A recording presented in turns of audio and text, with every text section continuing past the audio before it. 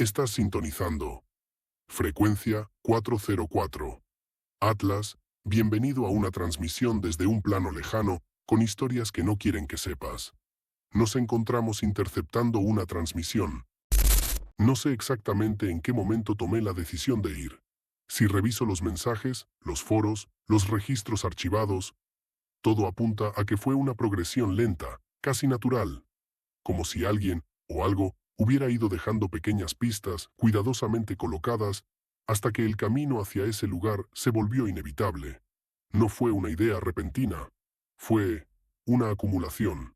Una sensación constante de que había algo más allá de lo visible. Algo que no estaba siendo documentado correctamente. Algo que no pertenecía a los canales habituales de exploración urbana. Y cuando finalmente encontré la referencia, supe que iba a ir. El hilo estaba enterrado en un foro antiguo, uno de esos que parecen haber sido abandonados hace más de una década, donde los nombres de usuario son cadenas de números, y las imágenes ya no cargan. Solo texto. Siempre es texto. El usuario original no volvió a escribir después de ese post. Nadie respondió con algo útil. Solo burlas, teorías absurdas, y uno que otro comentario diciendo que ya había escuchado algo parecido antes. Pero había una frase, una sola línea, que no encajaba con el resto. La casa no aparece dos veces en el mismo lugar. No decía Luisiana directamente, decía Delta Profundo. Pero los detalles coincidían.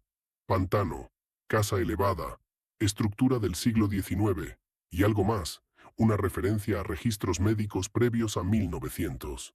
Eso fue lo que me atrapó. Durante años he explorado lugares abandonados, hospitales, fábricas, bases militares, incluso zonas restringidas que preferiría no mencionar, pero nunca había encontrado algo que mezclara historia médica con ese tipo de advertencia, porque no son lo mismo. Un hospital abandonado es decadencia. Esto sonaba a ocultamiento.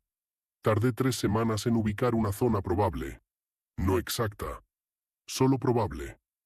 Usé mapas antiguos, registros de propiedad y algo de geolocalización cruzada con descripciones del terreno. Nada coincidía del todo. Pero había un punto, un área donde los mapas parecían inconsistentes. No borrados, no alterados, solo incorrectos. Reservé el vuelo sin pensarlo demasiado. Eso también es raro en mí. Siempre planifico, siempre verifico. Pero esta vez sentí urgencia. Llegué a Luisiana un martes. El calor era distinto. No era solo temperatura. Era presión. Como si el aire tuviera peso.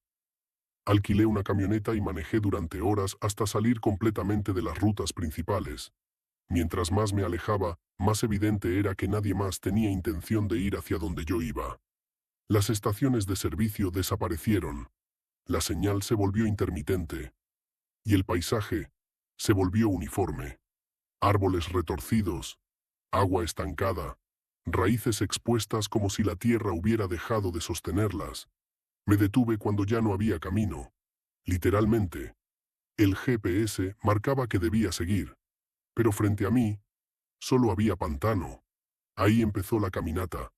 El barro te atrapa. No es como pisar tierra húmeda. Es como si el suelo decidiera, en cada paso, si te deja avanzar o no. Y el agua no es clara. No ves qué hay debajo, solo sientes. Después de unos 20 minutos, dejé de escuchar animales. No es que hubiera silencio total. Había sonidos, pero no naturales, no reconocibles. A la hora, empecé a sentir que estaba siendo observado. No voy a exagerarlo. No vi nada. No escuché pasos. Pero hay una diferencia entre estar solo y saber que no lo estás. Seguí caminando. Y entonces la vi. No apareció de repente. No hubo un momento claro donde pasó de no estar a estar. Simplemente, en algún punto del camino, ya estaba ahí. La casa. Elevada sobre pilotes de madera oscurecida. Torcida pero intacta. Como si el tiempo la hubiera deformado, pero no destruido. No había senderos, no había marcas de acceso. Nada indicaba que alguien hubiera ido o venido recientemente. Pero tampoco parecía abandonada. Eso fue lo primero que no encajó. La madera no estaba podrida. Las ventanas, aunque sucias, no estaban rotas. La estructura seguía firme, como si alguien la hubiera mantenido, o como si el entorno no pudiera afectarla. Subí los escalones lentamente. Cada paso hacía crujir la madera, pero no con fragilidad, con resistencia. Empujé la puerta. No estaba cerrada. El interior olía a polvo, pero no a abandono. Había muebles, una mesa, sillas, un aparador con utensilios antiguos, todo cubierto por una capa fina de suciedad, pero intacto, demasiado intacto. Caminé por la sala con la cámara encendida, narrando en voz baja, haciendo lo que siempre hago. Pero algo estaba mal. No había telarañas. En un lugar así, debería haberlas. Muchas. Pero no había ninguna, ni una sola. Eso fue lo segundo. El tercer indicio fue el aire. No circulaba, pero tampoco estaba estancado. Era como si respirara. No sabría explicarlo mejor. Seguí avanzando, cada habitación contaba la misma historia. Todo estaba ahí, pero nadie. Como si la casa hubiera sido abandonada. En medio de algo. No después, durante. Fue en el salón principal donde la encontré. La alfombra. Parecía normal. Vieja, gastada. Pero había algo debajo. No visible. No evidente. Solo una irregularidad. La levanté. Y ahí estaba. Una trampilla. De madera más oscura. Más gruesa. Sin cerradura. Sin candado. Solo una manija metálica oxidada. Cuando la toqué, sentí frío. No en la mano. En el aire.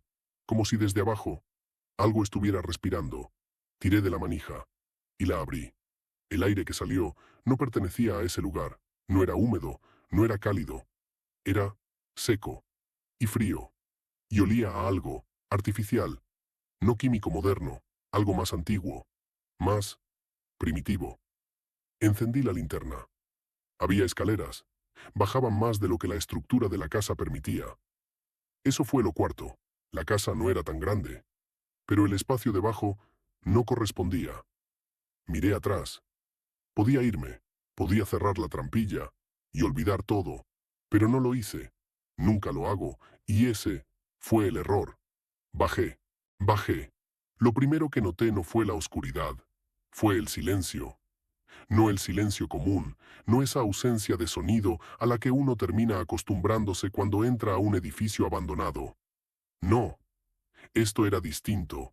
Era un silencio compacto, denso, como si el aire se hubiera vuelto grueso y absorbiera cada pequeño roce, cada respiración, cada crujido de la madera bajo mis botas.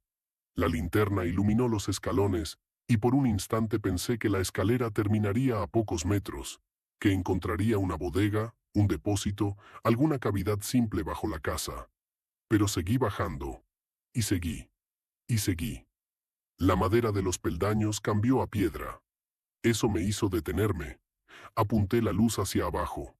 La estructura ya no era la de una casa elevada sobre pilotes en medio del pantano.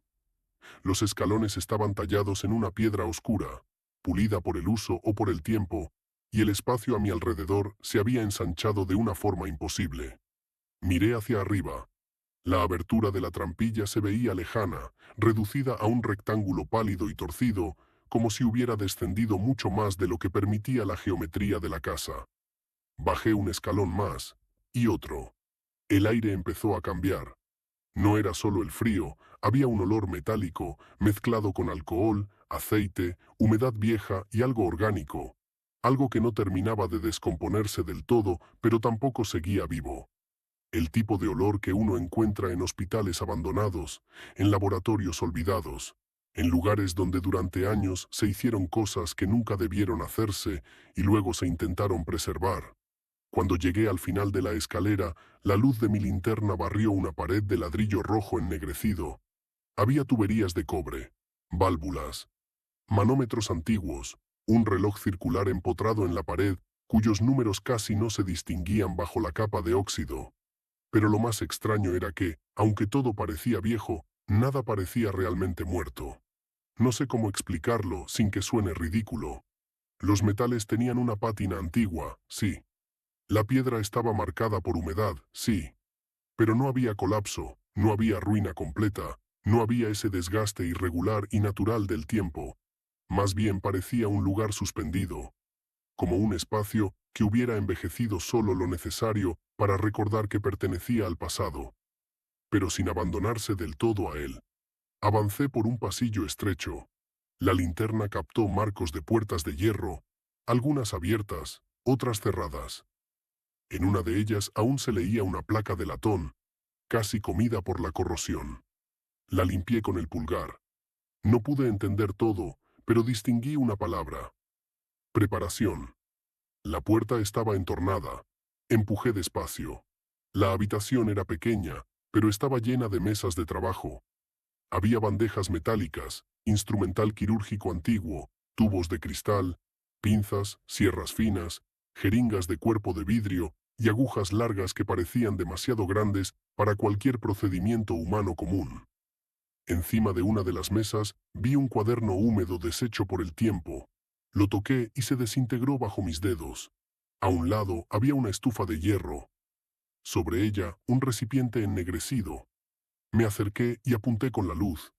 Adentro había un residuo oscuro, adherido al fondo, como si algo se hubiera hervido ahí una y otra vez, hasta reducirse a una costra casi petrificada. Sentí una presión en el pecho. No miedo aún. Anticipación. La sensación de estar entrando en un lugar donde todos los elementos, por separado, ya resultaban perturbadores, pero donde el conjunto completo todavía no se revelaba.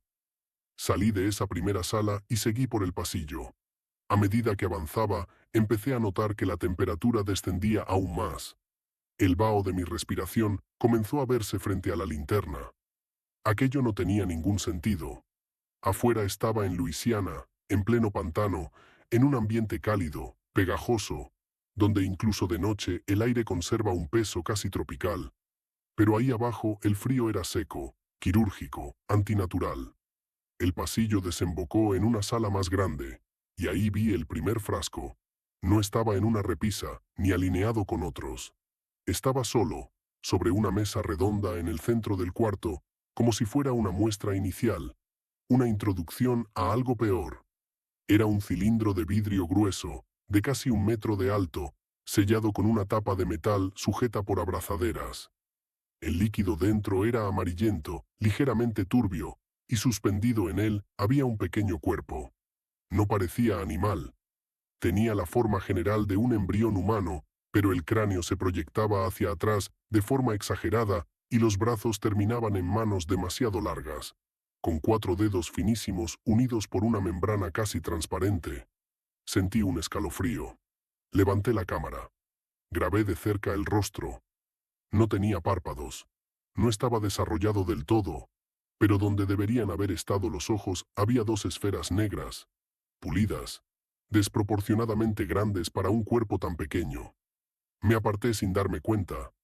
Entonces iluminé el resto de la habitación. Y vi que no era uno. Eran decenas. Filas de estanterías metálicas ocupaban toda la sala, cada una repleta de frascos de distintos tamaños. Algunos no medían más que una botella. Otros llegaban casi hasta mi pecho. Todos contenían alguna forma en desarrollo.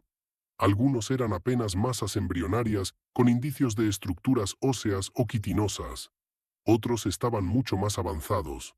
Brazos, rostros, colas atrofiadas, segmentos de exoesqueleto donde no debería existir más que piel. Espinas suaves recorriendo espaldas demasiado humanas. Abdómenes abultados como cápsulas de insecto. Apunté con la linterna a uno de los estantes de la izquierda. Allí había 3 frascos puestos juntos, etiquetados con números romanos y una misma fecha, 1890. En el primero, el ser tenía rasgos casi humanos, salvo por una extraña duplicación de mandíbula. Una estructura interior, más pequeña, podía verse detrás de la boca, como si una segunda cavidad bucal estuviera formándose dentro de la primera.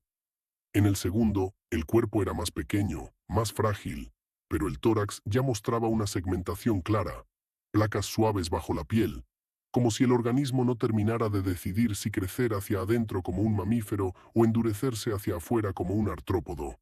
El tercero me dejó helado. No porque fuera el más grotesco, sino porque se parecía demasiado a un bebé humano. Tenía la frente amplia, las manos cerradas, el torso proporcionado. Si lo veías a distancia, era un feto normal.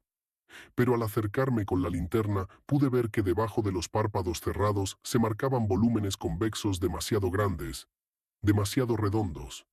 Y en el cuello, a ambos lados, una hilera de pequeñas hendiduras formaba un patrón que recordaba orificios respiratorios. Apreté la mandíbula. No me gustaba nada de esto. Y aún así seguí. Porque una parte de mí, la parte que siempre empuja, la parte que me ha metido en hospitales clausurados, túneles sin salida, refugios militares enterrados y edificios a punto de venirse abajo, seguía diciéndome que aquello era exactamente lo que uno espera encontrar una sola vez en la vida si se dedica a buscar lo que otros esconden. El problema era que otra parte de mí, mucho más antigua y más animal, me estaba diciendo que saliera de ahí, que no tocara nada, que ese lugar no había sido olvidado, solo había sido apartado. Seguí recorriendo la sala. Las etiquetas variaban. Algunas eran numéricas. Otras usaban palabras que no entendí del todo, escritas con una caligrafía precisa, elegante, anticuada. Serie primaria. Fase larvaria.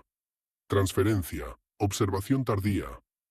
Compatibilidad parcial. Había anotaciones al margen en varios cristales, escritas directamente con una tinta negra ya corrida por el tiempo. En una leí claramente: la estructura humana no rechaza la matriz si la exposición ocurre antes de la formación completa del rostro. Me quedé mirando esa frase varios segundos. Después seguí avanzando. En el extremo opuesto de la sala encontré una puerta doble de hierro, una de las hojas levemente abierta.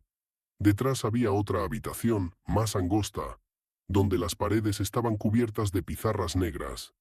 Fórmulas, diagramas anatómicos, esquemas de órganos humanos atravesados por líneas que conectaban con dibujos de cuerpos insectoides, segmentaciones superpuestas, óvulos, placentas, sacos, espirales, estructuras que parecían nidos o colmenas.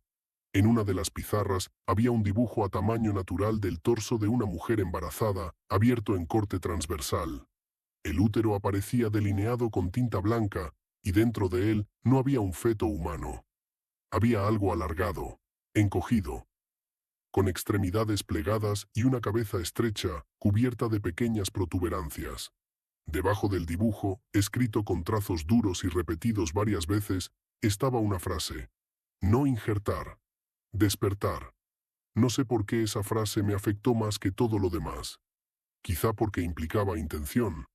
Quizá porque revelaba que el objetivo no era mezclar especies en un laboratorio artesanal y monstruoso, sino revelar algo latente, algo que según quien trabajó ahí ya estaba presente dentro del organismo humano. Apagué un instante la linterna. Quería escuchar. No sé por qué. Tal vez para convencerme de que estaba solo. Y durante 2 o 3 segundos no hubo nada. Nada en absoluto. Después escuché un sonido. No cerca. No detrás de mí. Más bien, dentro de las paredes. Un roce fino. Repetitivo. Como patas pequeñas desplazándose sobre una superficie hueca. Volví a encender la linterna de inmediato y barrí el cuarto con la luz. Nada. Respiré hondo. Me dije que podían ser ratas, insectos. Agua filtrándose. El lugar estaba en un pantano. Cualquier edificio antiguo cruje, respira, alberga pequeñas formas de vida. Pero incluso mientras trataba de racionalizarlo, yo ya sabía que era mentira, porque no sonaba como un animal atrapado entre paredes. Sonaba como actividad, como si algo siguiera moviéndose por conductos diseñados para ello. Salí de la habitación de las pizarras y avancé hacia una sala contigua donde había varias mesas de acero con drenajes, poleas en el techo y lámparas articuladas de cirugía. En una esquina vi una silla con correas de cuero endurecido, en otra, una cuna de hierro. La cuna estaba vacía, pero adentro había marcas, arañazos, no del metal oxidándose.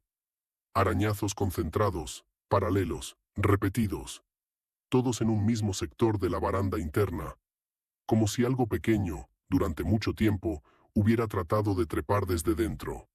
Acerqué la luz. Había también manchas oscuras incrustadas en las uniones de hierro. Sentí náuseas. Retrocedí. Mi respiración ya no era estable. Noté que estaba empezando a moverme más rápido, no con el entusiasmo del explorador que acaba de encontrar material extraordinario, sino con la urgencia contenida de alguien que comprende que debería irse cuanto antes, pero todavía no es capaz de hacerlo sin mirar una última puerta, una última sala, un último detalle. Eso fue lo que me hizo seguir hasta el escritorio. No estaba al centro del recinto, como yo habría esperado. Estaba al fondo de un pasillo lateral, apartado de la zona principal de trabajo, como si quien escribió ahí hubiera querido separar la observación de la manipulación. La mesa era de madera oscura, gruesa, muy bien conservada. Encima había un tintero seco, varias plumas metálicas, hojas sueltas deterioradas y, cerrado, un libro grande encuadernado en cuero. No lo abrí todavía. Lo toqué. Y sentí un impulso casi ridículo de retirarlo de inmediato, de guardarlo, de salir con él antes de seguir investigando. Era una intuición brutal, casi física, como si todo el lugar pudiera desaparecer, o como si alguien fuera a regresar y lo único que yo pudiera llevarme como prueba fuera ese objeto. Sin embargo, antes de tomarlo, iluminé lo que había detrás del escritorio. Y ahí fue cuando vi la última sala. No estaba cerrada por una puerta, sino por un grueso vidrio dividido en paneles metálicos, como una sala de observación. La superficie estaba opaca por dentro, empañada o cubierta por una película de suciedad seca. Solo se alcanzaban a distinguir formas borrosas al otro lado. Busqué una manilla. No la encontré. Había un pequeño círculo de bronce en un lado del marco, como un mecanismo de apertura antigua. Giré. Se oyó un clic pesado. Uno de los paneles cedió apenas unos centímetros con un gemido de metal. Y entonces el olor salió. No era putrefacción. No exactamente. Era algo entre formol viejo, sangre seca, líquido amniótico y una dulzura rara, enfermiza, como flores aplastadas dejadas días bajo el sol. Abrí un poco más y entré. La sala era más pequeña que las otras, pero se sentía central, importante, como si todo el laboratorio desembocara ahí. Había un solo gran pedestal de hierro en el centro, y sobre él, el frasco. A diferencia de los demás, este no estaba cubierto de polvo. El vidrio era grueso, casi cristalino. Las abrazaderas parecían haber sido limpiadas hacía relativamente poco. Incluso el líquido en su interior era más claro. La luz de mi linterna cayó sobre el cuerpo suspendido, y yo me quedé quieto. No recuerdo cuánto tiempo. Podrían haber sido segundos o un minuto entero, porque la mente tarda en aceptar ciertas cosas cuando las tiene delante. Era un feto. Eso fue lo primero que entendí. No un cuerpo pequeño cualquiera, no una criatura larvaria, no un experimento a medio hacer. Era un feto avanzado, de tamaño casi compatible con un nacimiento prematuro. Tenía la estructura humana completa: cabeza, tronco, brazos, piernas, el vientre redondeado, las manos semiformadas. Pero todo lo demás estaba mal. La piel era tan pálida que parecía translúcida, y bajo ella no se veían venas como en un cuerpo humano, sino líneas más rígidas, segmentadas, como entramados de una estructura que se preparaba para endurecerse. La cabeza tenía cabello, muy fino, casi inexistente, pero el cuero cabelludo mostraba pequeñas placas bajo la piel. Los dedos eran 6 en cada mano. Las piernas terminaban en pies estrechos, tensos, con una articulación extra ligeramente marcada encima del tobillo. Y el rostro. Eso fue lo que no pude procesar. Era humano de una forma íntima, ofensiva. Tenía mejillas suaves, nariz pequeña, frente amplia. Una boca cerrada con suavidad, casi en reposo. Pero la mandíbula inferior se proyectaba apenas más de lo normal, y a ambos lados del cuello subían finas líneas que terminaban detrás de las orejas, como si un sistema respiratorio secundario hubiera comenzado a formarse. Debajo de los párpados cerrados se adivinaban volúmenes demasiado grandes, tan redondos y prominentes que deformaban levemente la estructura del rostro. Acerqué más la linterna, y vi que el abdomen del feto subía y bajaba. Un movimiento mínimo, tan pequeño que primero pensé que era el líquido agitándose por mi proximidad. Pero no, lo miré fijo. Y volvió a ocurrir. Una expansión corta, una contracción lenta. Sentí un golpe de frío atravesarme la espalda. No estaba muerto, o no del todo. Retrocedí un paso. La linterna tembló en mi mano. Entonces, como respondiendo a mi movimiento, uno de los dedos de la criatura se flexionó. No fue un reflejo torpe. Fue un movimiento definido, breve, preciso. El dedo se cerró y volvió a abrirse lentamente. Después, la cabeza giró apenas unos grados hacia mi dirección. No abrió los ojos, pero no hizo falta. Yo supe con una certeza absoluta, visceral, que había percibido mi presencia. Apagué la cámara. No conscientemente, mi dedo simplemente reaccionó. El pequeño monitor quedó negro y por primera vez desde que había entrado en la casa, sentí que la idea de documentar ya no importaba. Ni el canal, ni las visitas, ni la prueba, ni el valor de lo que estaba viendo. Solo importaba salir de ahí. Y sin embargo, antes de moverme, miré otra vez el escritorio. El diario seguía allí, cerrado, esperándome. No era razonable, pero en ese momento pensé que si lo dejaba, todo lo que había visto quedaría ligado a ese sitio de una manera irreversible. Como si el diario fuera la única parte transportable de aquel horror, el único fragmento que podía sacar a la superficie. Volví hasta la mesa, lo tomé y lo metí en la mochila. Era más pesado de lo que esperaba. No por el tamaño, por la densidad, por el cuero endurecido por la humedad y por algo más, como si las hojas hubieran absorbido durante décadas la atmósfera de ese lugar. En el instante en que lo guardé, escuché un ruido detrás de mí, un golpe sordo, luego otro. Me giré. Venían de la sala del frasco grande. No me acerqué. No tenía valor para comprobar si provenían del pedestal, del vidrio, de las paredes o de algo que se hubiera movido en otra parte del laboratorio. Solo supe que ese lugar, que hasta entonces había parecido inmóvil, empezaba a reaccionar. Los roces finos dentro de las paredes volvieron a oírse. Pero ya no eran pocos. Venían de varios lados, del techo, de las tuberías, del pasillo. Un tejido entero de sonidos mínimos que se activaban alrededor. Patas, uñas, segmentos rozando metal. Di media vuelta y eché a andar rápido, casi trotando, por el pasillo de regreso a la escalera. La luz de la linterna rebotaba en las puertas, las mesas, los frascos alineados, y entonces ocurrió algo que no puedo explicar sin sonar completamente loco. Varios de los frascos mostraban condensación en el interior. No la habían tenido antes. Lo sé porque me había acercado suficiente para notar cada detalle del vidrio.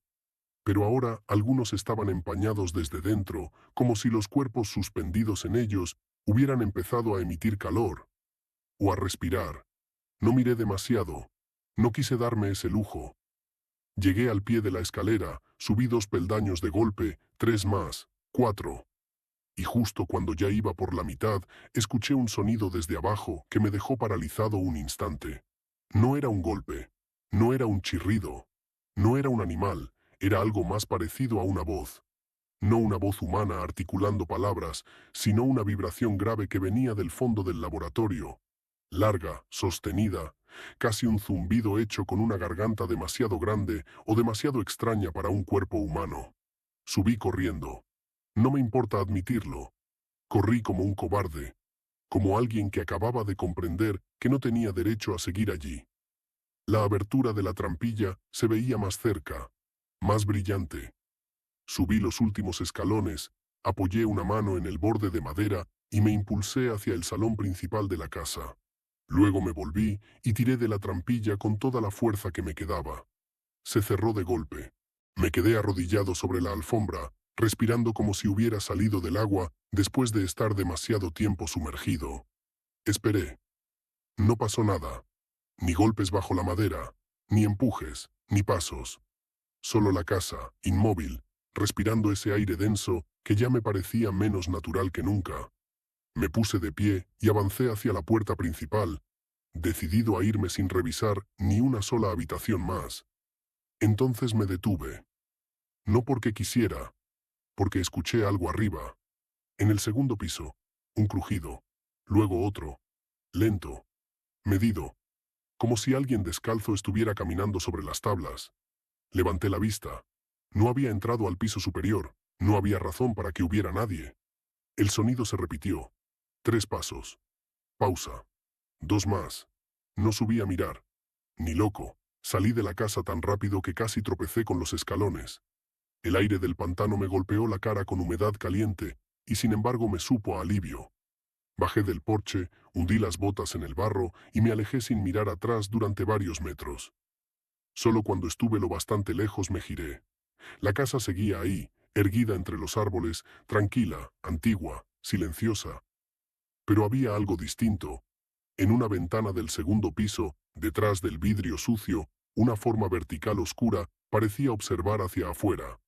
No podía asegurar que fuera una persona, ni una figura, ni siquiera una sombra definida.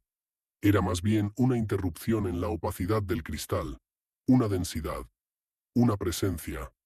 Parpadeé, apunté con la linterna y ya no estaba. Seguí caminando hasta perder la casa de vista. El regreso fue peor que la ida. El pantano parecía distinto, más oscuro, más cerrado. Varias veces tuve la sensación de haber tomado una dirección equivocada, como si los árboles hubieran cambiado de posición. La señal del teléfono era inexistente. La cámara, que quise revisar en un momento de pausa, mostraba archivos corruptos en los últimos minutos. El audio de mi respiración se escuchaba saturado, y en uno de los clips, apenas de reojo, me pareció ver que detrás de un estante, en el laboratorio, algo se había movido antes de que yo lo apagara. No volví a reproducirlo. Llegué a la camioneta ya de noche cerrada. Metí la mochila en el asiento del copiloto con un cuidado extraño, casi como si temiera que el diario pudiera abrirse solo o romperse, o hacer algo que yo no estaba listo para comprender. Me quité las botas embarradas, encendí el motor, y recién cuando tomé la carretera, sentí que me temblaban realmente las manos. No fui directo al motel. Paré en una estación de servicio casi vacía. Entré al baño. Me mojé la cara, me miré al espejo. Me vi peor de lo que esperaba. Pálido, ojeroso, los ojos demasiado abiertos, como si hubiera pasado la noche entera despierto. En el bolsillo de la chaqueta encontré algo que no recordaba haber guardado. Una pequeña escama. No, escama no es la palabra. Era una pieza delgada, semirrígida, de color marfil translúcido. Ligera, curvada, parecida al fragmento de un exoesqueleto muy fino. Tenía apenas el tamaño de una uña grande. La sostuve entre los dedos. No sabía de dónde había salido. No había tocado nada directamente, salvo el escritorio y el diario. Y aún así, estaba ahí. La dejé sobre el lavamanos. Salí del baño. Cuando volví 2 minutos después, ya no estaba. Llegué al motel cerca de medianoche. Era uno de esos lugares de carretera que alquilan habitaciones por noche sin hacer preguntas.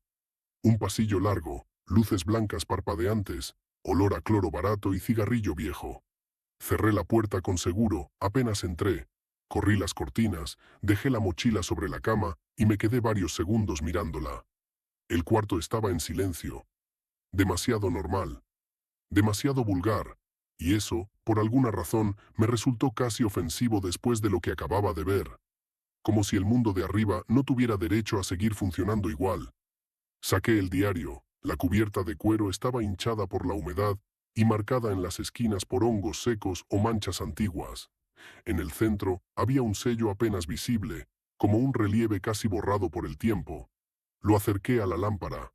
No era un nombre, era una figura. Un círculo atravesado por varias líneas finas que convergían hacia un punto central. Parecía una pupila, o un huevo visto desde arriba, o ambas cosas. Lo abrí con cuidado. Las primeras páginas estaban llenas de una letra precisa, elegante, más parecida a la de un naturalista que a la de un médico. Había fechas, lugares, descripciones del clima, de la profundidad del agua, del comportamiento de ciertos insectos nocturnos del pantano, de formaciones subterráneas, de hallazgos orgánicos no clasificados. Pero entre todo eso, como una corriente oscura bajo la superficie, aparecía siempre la misma idea, que algo habitaba el pantano mucho antes de la casa, mucho antes de la región. mucho antes incluso del asentamiento humano estable. Me senté en la cama y empecé a leer. La primera impresión que tuve al leer el diario fue extraña. No parecía escrito por un hombre loco, y eso era, justamente, lo más inquietante. No había frases delirantes en las primeras páginas. No había símbolos dibujados con desesperación, ni oraciones rotas, ni ese deterioro mental que uno espera encontrar cuando revisa el testimonio de alguien que terminó solo en medio del pantano, experimentando con embriones humanos y criaturas imposibles. No. La voz del diario era clara, culta, metódica. La de alguien acostumbrado a observar con paciencia y registrar sin emoción aparente. Eso me perturbó más que cualquier otra cosa, porque implicaba que todo lo que yo había visto abajo no había nacido del caos, ni del impulso de un enfermo improvisando atrocidades, sino de una voluntad disciplinada, de un método. La primera página fechada era de abril de 1887. No aparecía un nombre completo, solo iniciales al final de algunos apartados. E.A.B.R. Nunca decía yo de una manera íntima. Se refería a sí mismo como el observador, igual que si quisiera disolverse dentro de lo que estudiaba. Las primeras anotaciones trataban sobre el pantano, corrientes subterráneas, áreas donde la vegetación no crecía con normalidad, cambios súbitos de temperatura en el agua, insectos que abandonaban ciertas zonas al anochecer y otras a las que acudían en enjambres, pero sin tocar jamás la superficie del terreno. Todo estaba escrito como si se tratara de una expedición científica, pero al avanzar unas páginas comenzaron a aparecer pasajes que me obligaron a releer 2 o 3 veces para asegurarme de que no estaba interpretando mal. En una entrada mencionaba que, durante una excavación poco profunda cerca de la base de los pilotes de la casa, halló una cámara natural de lodo endurecido. En su interior encontró objetos ovoideos cubiertos por una membrana de apariencia calcárea, suaves al tacto y con una temperatura interna superior a la del entorno. No los describía como fósiles, ni como huevos ordinarios. Usaba otra expresión. Cápsulas de continuidad. Según la anotación, halló 6. Solo 6. 3 se deshicieron al contacto con el aire, liberando un líquido negruzco y una masa filamentosa que reaccionó a la luz. 2 fueron abiertos por instrumentos y clasificados como inviables. El último fue preservado. Cerré un momento el diario y me pasé una mano por la cara. Tuve la tentación de dejar de leer ahí mismo, de guardarlo, dormir unas horas, esperar al amanecer y largarme de Luisiana antes de que mi imaginación terminara de destruir lo que me quedaba de estabilidad. Pero ya era tarde para eso. Había visto el laboratorio. Había visto el último frasco. Había sentido cómo ese sitio parecía activarse a mi alrededor cuando saqué el diario. La lectura ya no era curiosidad. Era la continuación natural de algo que había empezado antes de que yo llegara. Volví a abrirlo. Las entradas siguientes describían pruebas rudimentarias con animales, perros, cerdos, gallinas. Pero el observador insistía una y otra vez en que los sujetos reaccionaban solo de forma superficial. Las cápsulas o los tejidos extraídos de ellas parecían establecer contacto con la vida animal, pero no continuidad. Había fiebre, deformaciones, espasmos, crecimiento anómalo de tejidos, pero no estabilidad. Después, en una anotación de agosto de 1887, aparecía por primera vez la palabra afinidad. La subrayaba 2 veces. Decía que la estructura hallada bajo el pantano no buscaba materia indiscriminadamente. Buscaba una configuración, un huésped específico, y que todo indicaba que dicha configuración era humana. Me quedé inmóvil leyendo esa página. El diario no hablaba del ser insectoide como una especie que llegaba desde afuera para invadir cuerpos humanos, ni como un simple parásito biológico. Lo planteaba como una forma latente, algo que reconocía en el organismo humano una especie de molde incompleto, una posibilidad, una arquitectura útil. Entonces encontré la primera mención a embarazos. No debería sorprenderme después de lo que vi en el laboratorio. Pero me sorprendió igual. El observador comenzaba a referirse a receptoras, obtenidas en pueblos cercanos, muchas veces sin detallar procedencia. Usaba términos clínicos para ocultar la brutalidad de lo que estaba haciendo. Decía adquisición, resguardo, acompañamiento del proceso, cuando era evidente que se trataba de secuestro, confinamiento y experimentación sobre mujeres embarazadas. Leí esa parte sintiendo asco físico, un nudo en el estómago. Había una frialdad monstruosa en la manera de describir cada etapa. Receptora 2. Pérdida del tejido fetal original tras exposición parcial. Actividad secundaria detectada en la cavidad. Receptora 4. Desarrollo mixto. Incompatibilidad del sistema respiratorio. Conclusión temprana. Receptora 7. Notable resistencia. Persistencia de forma humana durante más tiempo del esperado. Persistencia. No crecimiento. No vida. Persistencia. Como si la humanidad del feto fuera un obstáculo temporal que tarde o temprano debía ceder. Tuve que dejar el diario sobre las piernas y mirar hacia la puerta del motel. No sé por qué. Sentía una presión en la nuca, como si alguien estuviera parado del otro lado, escuchando. El cuarto estaba en silencio, pero ya no me parecía un silencio normal. La luz amarillenta del velador hacía que las paredes del motel se vieran demasiado delgadas, demasiado vulnerables. Revisé el seguro de la puerta sin levantarme del todo. Seguía puesto. Respiré. Volví al diario. A mediados de 1888, el tono cambió. No se volvió loco. Eso habría sido casi tranquilizador. Se volvió devoto. Ahí fue cuando empezó a describir sueños. No decía, he soñado. Escribía, he sido instruido durante el descanso. Según esas entradas, después de semanas de trabajar con tejidos hallados en el pantano, empezó a experimentar episodios de somnolencia abrupta, acompañados por una imagen recurrente. Una masa de agua quieta bajo la tierra, completamente negra, con un reflejo verde muy tenue en la superficie.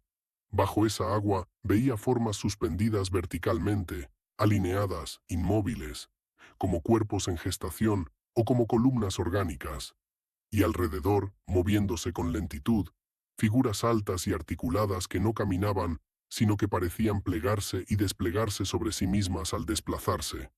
Tuve un reflejo desagradable, una asociación involuntaria con la otra historia, con la idea de lo intraterreno, con la noción de que ciertas cosas no vienen del cielo, sino de abajo. No era una conexión completa aún, ni directa, pero sentí esa punzada de reconocimiento que uno tiene cuando dos relatos separados comparten una misma herida. Seguí leyendo. El observador decía que durante esos periodos de instrucción comprendió que las cápsulas del pantano no eran el origen del proceso, sino apenas residuos transportados desde una red más profunda. Hablaba de corrientes internas, de cámaras sumergidas y túneles donde la temperatura permanecía constante sin importar la estación. Y afirmaba que la casa no había sido construida para investigar el fenómeno, sino para custodiar el punto más accesible a una estructura mucho más extensa. Eso me hizo recordar de golpe la imposibilidad geométrica del sótano, la distancia de las escaleras, el tamaño de las salas, el hecho de que nada de eso cabía bajo la casa. La casa no estaba encima del laboratorio, estaba encima de una entrada. El laboratorio había sido instalado en algo previo, algo más antiguo. Más abajo, las siguientes páginas estaban llenas de dibujos, no artísticos, anatómicos, estructuras larvarias, sistemas digestivos dobles, patrones de segmentación superpuestos sobre esqueletos fetales humanos. En varios márgenes aparecían pequeños símbolos parecidos al sello de la tapa, pero alterados, círculos con radios, círculos abiertos, óvalos atravesados por líneas irregulares. En una de esas páginas encontré una frase que todavía me cuesta recordar sin sentir un frío raro en el pecho. La forma humana no es el destino, es la incubación. La escribió con un pulso firme, casi elegante, como quien redacta una conclusión científica obvia. Apreté los dientes. El observador describía, entrada tras entrada, que el híbrido no era una mezcla accidental, sino un estado de transición. Una convergencia necesaria para que la estructura correcta pudiera sostenerse fuera del entorno original. No hablaba de criaturas venidas de otro planeta, ni de demonios, ni de mutaciones comunes. Hablaba de una línea biológica paralela, antigua, adaptada a espacios húmedos, subterráneos y cerrados, que solo podía completar parte de su ciclo aprovechando tejidos humanos durante ciertas fases. Parásitos, pensé, pero tampoco.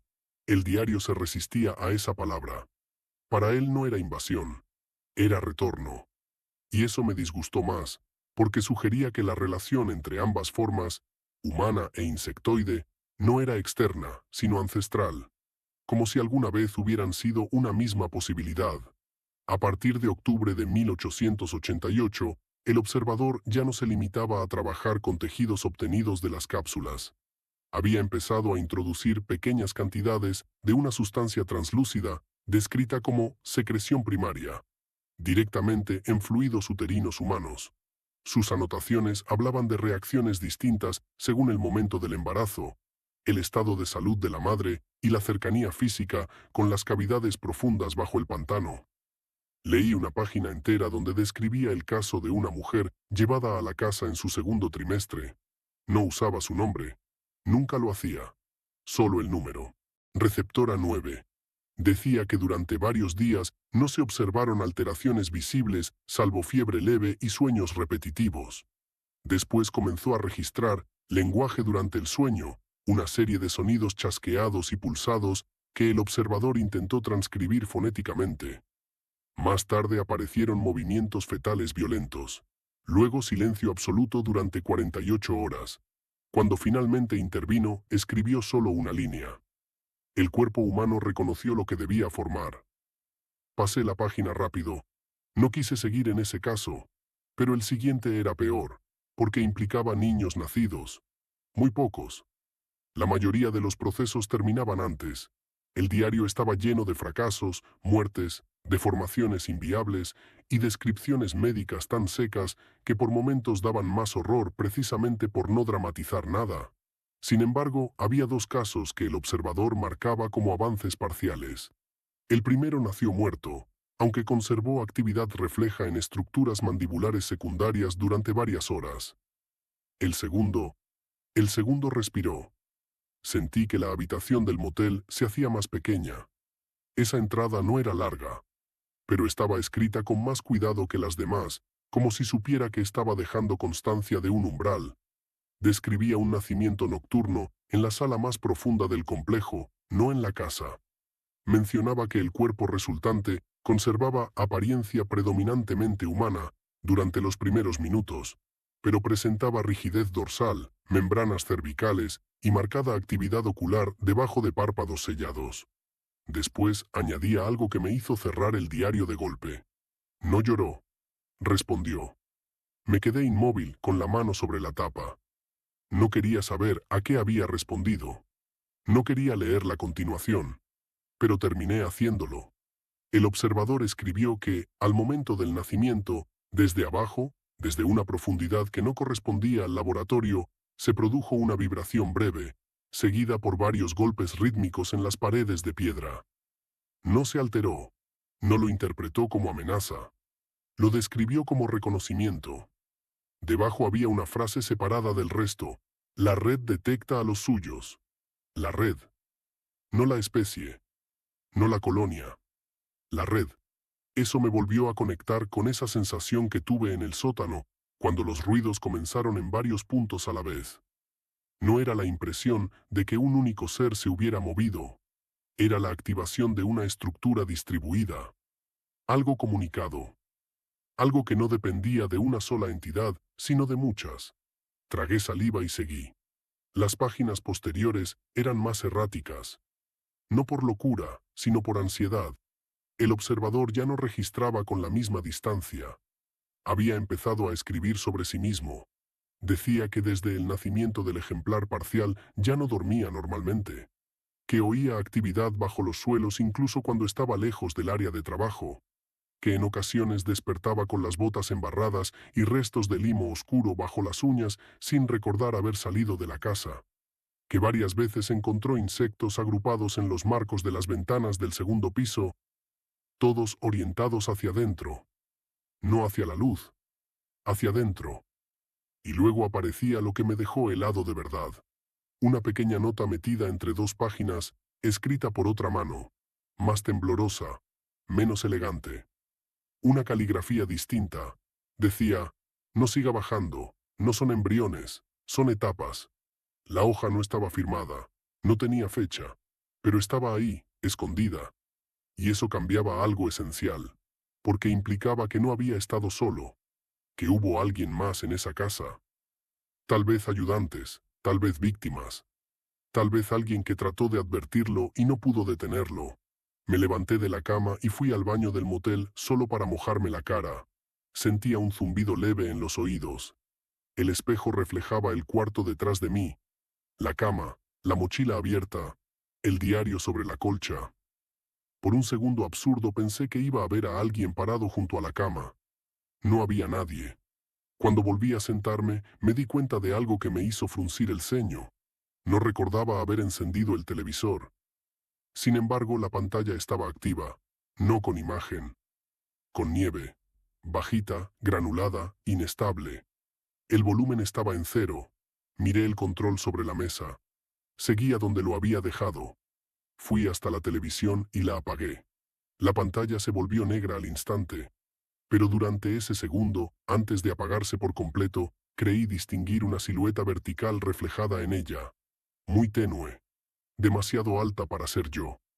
Inmóvil en la esquina del cuarto, giré rápido. Nada.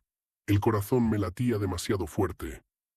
Esperé varios segundos. Después regresé al diario. Las últimas entradas legibles de 1889 estaban marcadas por un cambio de enfoque. El observador ya no intentaba solo crear o sostener nacimientos. Ahora hablaba de compatibilidad mental, de resonancia y de algo que llamaba memoria de especie. Según él, ciertos fetos híbridos, incluso los inviables, reaccionaban no solo a estímulos físicos, sino a la presencia de determinadas personas, sonidos subterráneos y configuraciones espaciales. A veces giraban el cuerpo dentro del útero cuando se acercaban a una abertura concreta del complejo. A veces aceleraban el desarrollo de ciertas estructuras si se les exponía a vibraciones específicas. En uno de los márgenes dejó una frase casi casual que me persiguió durante el resto de la noche. Algunos no necesitan nacer para ver. Tuve que releerla varias veces. No entendía a qué se refería exactamente, pero cada interpretación era peor que la anterior. Las entradas de 1890 eran las más densas, más oscuras, más cercanas a lo que yo había visto en el último frasco. El observador afirmaba que los ensayos previos habían sido incompletos porque habían intentado injertar lo insectoide sobre lo humano, cuando el proceso real exigía lo contrario: permitir que lo humano se formara alrededor de una estructura primaria ya activa. Es decir, el feto final no debía ser pensado como un humano alterado, sino como otra cosa, aprendiendo a parecer humana el tiempo suficiente. Me quedé quieto, leyendo eso con la garganta seca. Miré hacia la mochila, donde guardaba la cámara con el material del laboratorio.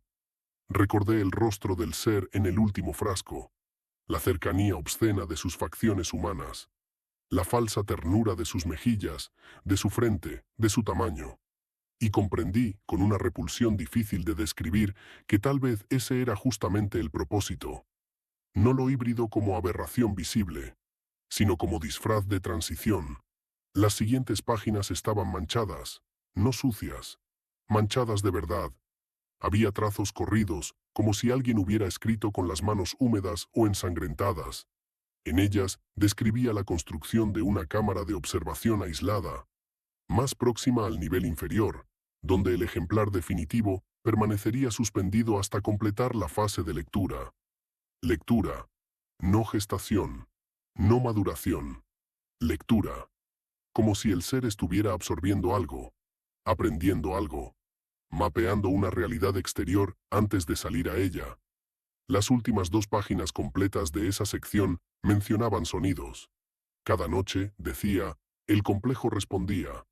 Tuberías vibrando, golpes en secuencia, rozamientos en corredores sellados y a veces una especie de coro grave que ascendía desde debajo del agua subterránea. El observador interpretaba esos sonidos no como comunicación humana o animal, sino como confirmación de sincronía. El ejemplar final estaba siendo reconocido, preparado, esperado. Entonces llegué a la página que cambió por completo mi manera de entender lo que había hallado. No estaba fechada, no tenía la letra limpia de antes, pero aún era su mano. Y comenzaba así. No hallé el acceso me permitió hallarlo. Leí el resto con la espalda rígida. Describía que, durante una noche de niebla espesa en el pantano, siguiendo una serie de sonidos que parecían provenir del subsuelo, encontró una abertura natural detrás de la zona donde más tarde construiría la casa. La abertura descendía por roca húmeda hasta una cavidad amplia, parcialmente inundada, donde la pared estaba cubierta de estructuras que primero confundió con raíces o capullos fosilizados. No lo eran. Eran formas cerradas, verticales, de entre 1 y 2 metros de alto. Decenas, tal vez más.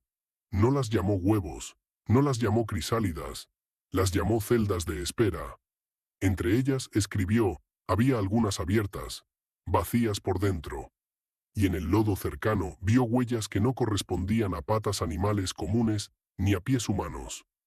Eran marcas articuladas, múltiples, paralelas.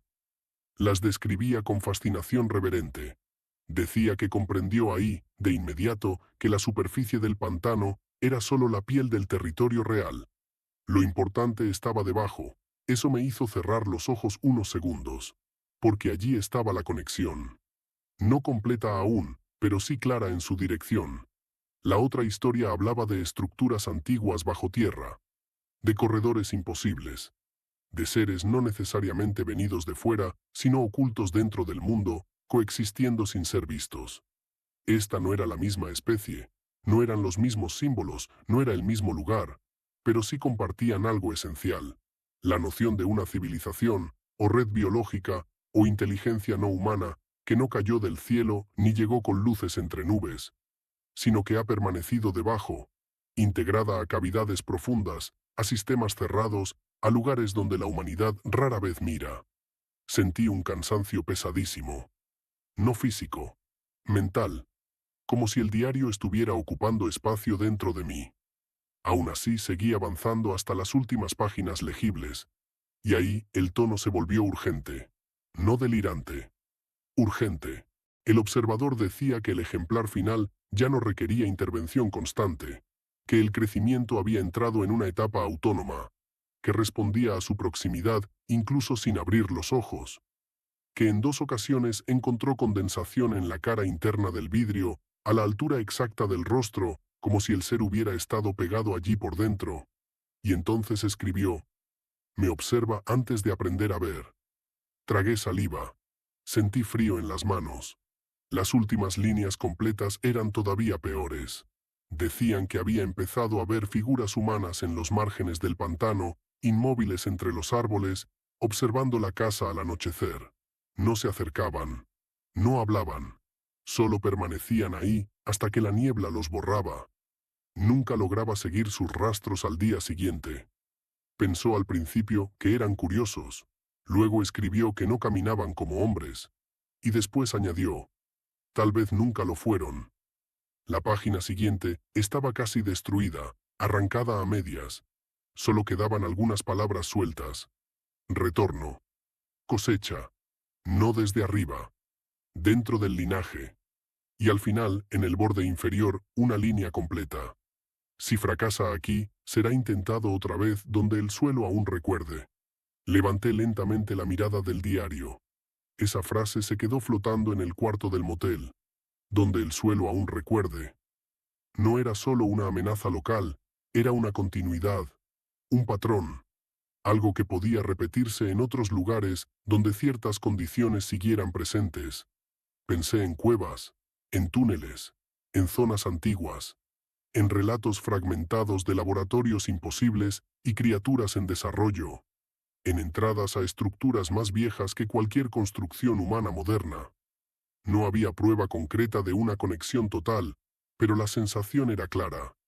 Esto no era un hecho aislado.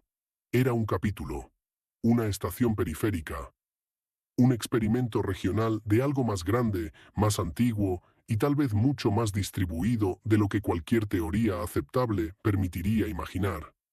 Cerré el diario. El reloj del motel marcaba las 3:17 de la madrugada. No recordaba haber pasado tanto tiempo leyendo. Tenía la boca seca, la espalda dolorida y una certeza desagradable creciendo dentro de mí. No debía seguir teniendo ese libro. Pensé en dejarlo en el auto. Pensé en tirarlo al río. Pensé en prenderle fuego.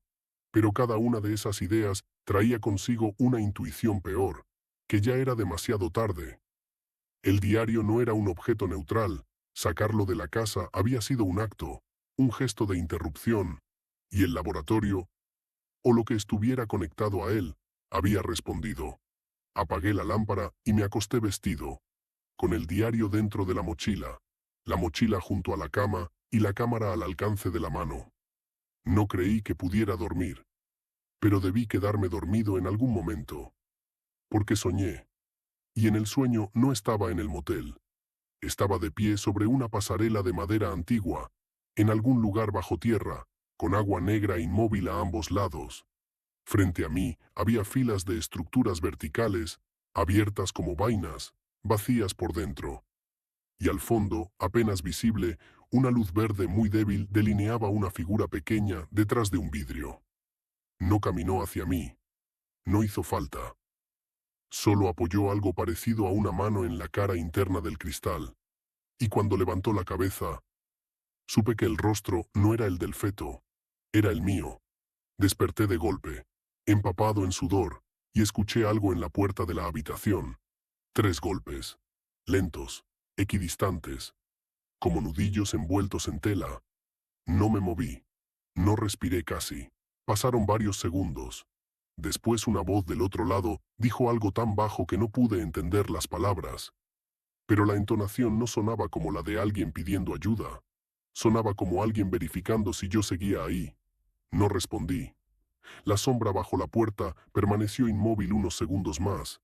Luego se alejó, y yo me quedé sentado en la oscuridad, mirando la línea de luz del pasillo bajo la puerta, con la certeza absoluta de que la noche todavía no había terminado.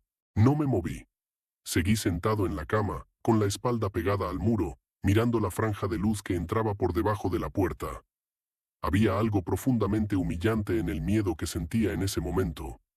No era el miedo agudo del sobresalto, ni la adrenalina brutal de correr por un pasillo mientras algo te persigue. Era peor.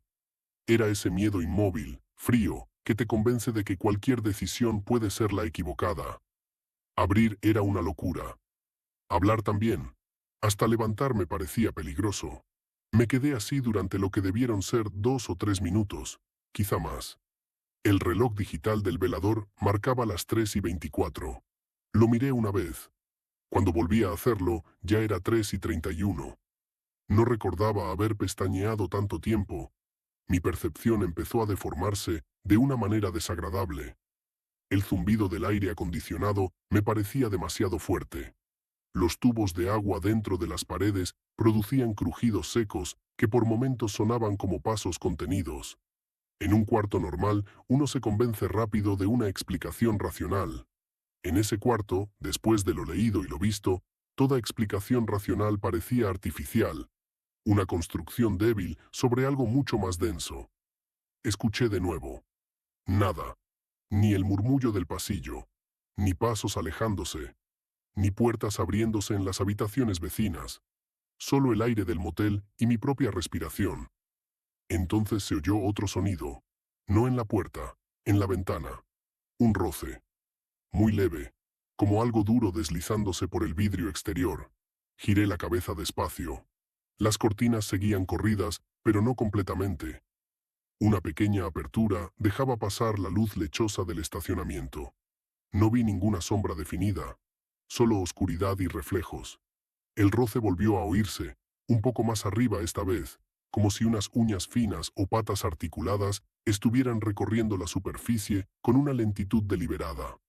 Tomé la cámara por puro instinto, como si tenerla en la mano pudiera servirme de defensa.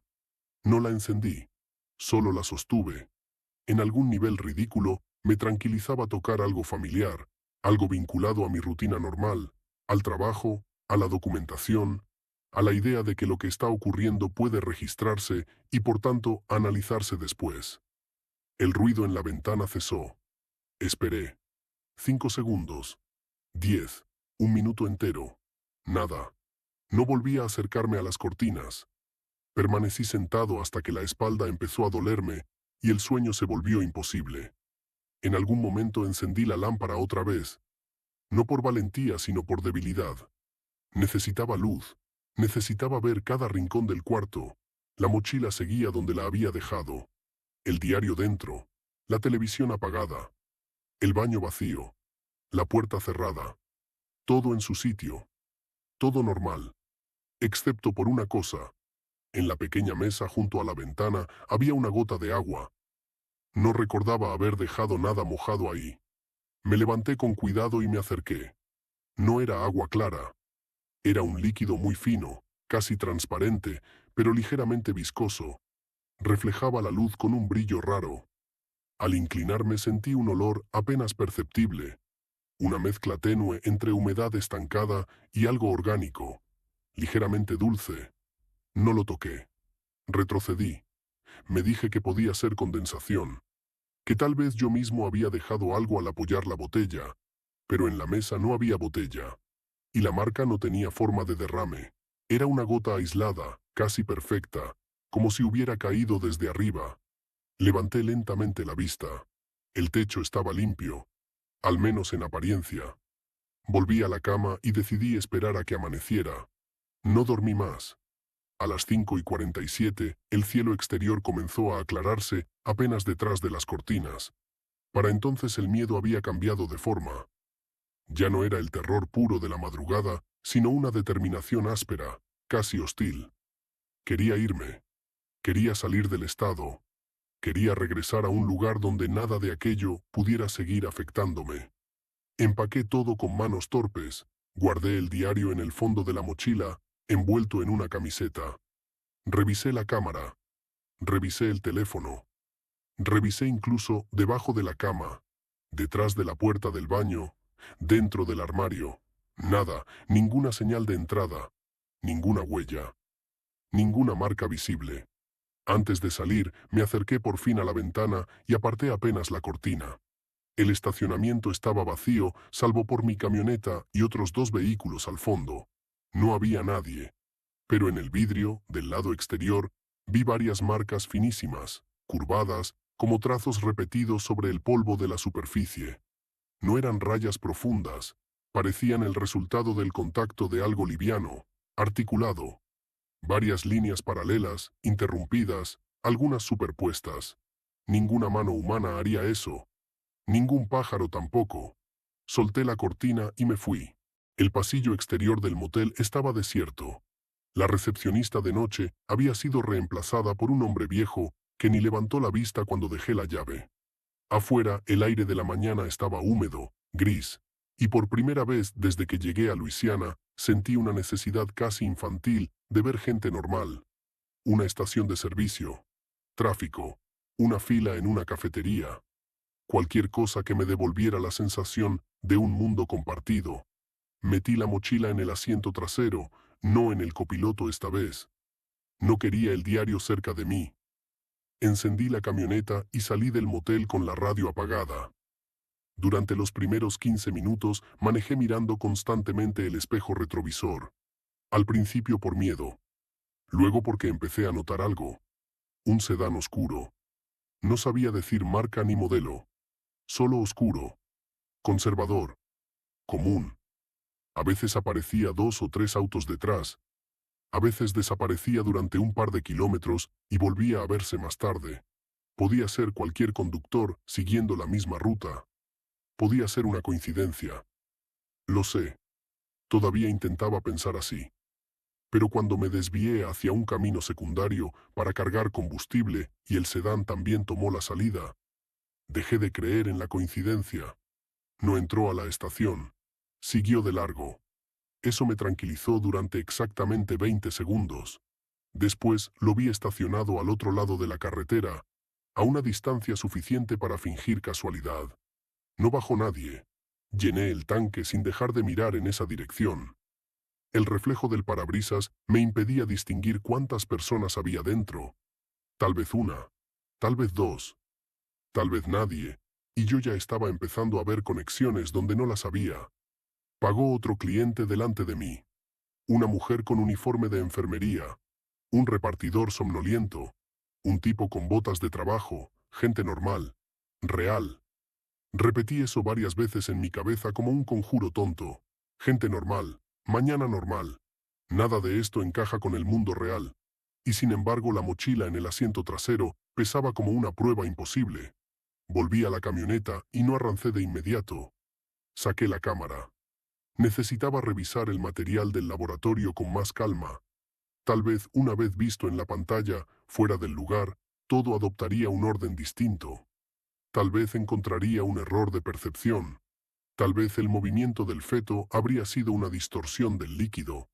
Tal vez el sonido de las paredes tendría una explicación menos absurda. Encendí la cámara. Los primeros archivos, los de la entrada a la casa y las habitaciones del piso principal, se veían normales. Polvo, muebles, mi respiración, el salón, la trampilla. Después empezaron los problemas. El descenso por la escalera se veía cortado por bandas de estática. La imagen vibraba, perdía color, recuperaba nitidez por segundos y volvía a deformarse. El audio estaba saturado con un zumbido de fondo que no recordaba haber oído ahí abajo. Pasé al material del laboratorio. Los primeros frascos se veían. Mal, pero se veían. La calidad era pésima, como si la luz de la linterna hubiera sido absorbida en lugar de reflejada. Los contornos de los cuerpos suspendidos aparecían borrosos, a veces duplicados.